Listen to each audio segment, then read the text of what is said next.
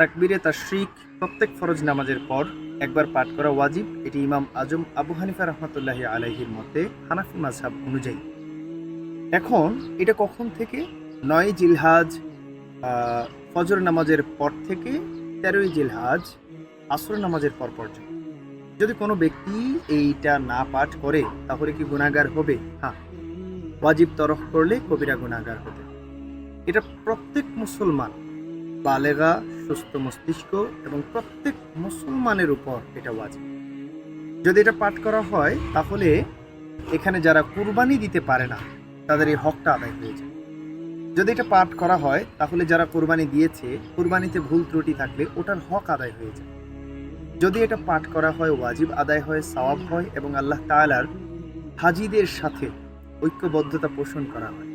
কিন্তু যদি এটা পাঠ না করা হয় তাহলে এগুলো থেকে বঞ্চিত হয়ে যায় এবং আল্লাহ তাআলার বান্দাদের মধ্যে ওয়াজিব তরককারী গুনাহগার বান্দা হিসেবে সাব্যস্ত হয়ে যায়। নাউযুবিল্লাহ।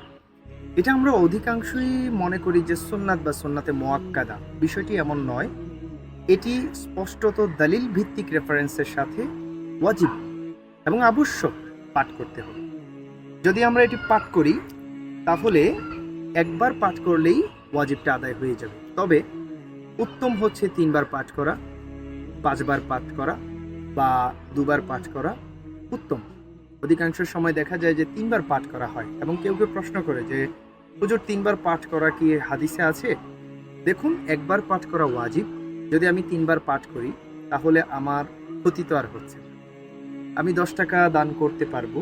যদি আমি 20 টাকা দান করি আমি কি গুনাহগার হব? তো আমাদেরকে খুব স্মার্টলি এটা বুঝতে হবে, বোঝার চেষ্টা করতে হবে। তাকবীরে তাশরিক আদায় করতে হবে এবং আল্লাহ তাআলা বুঝ দান করুক, আদায় করার তৌফিক দান করুক। আসসালামু আলাইকুম।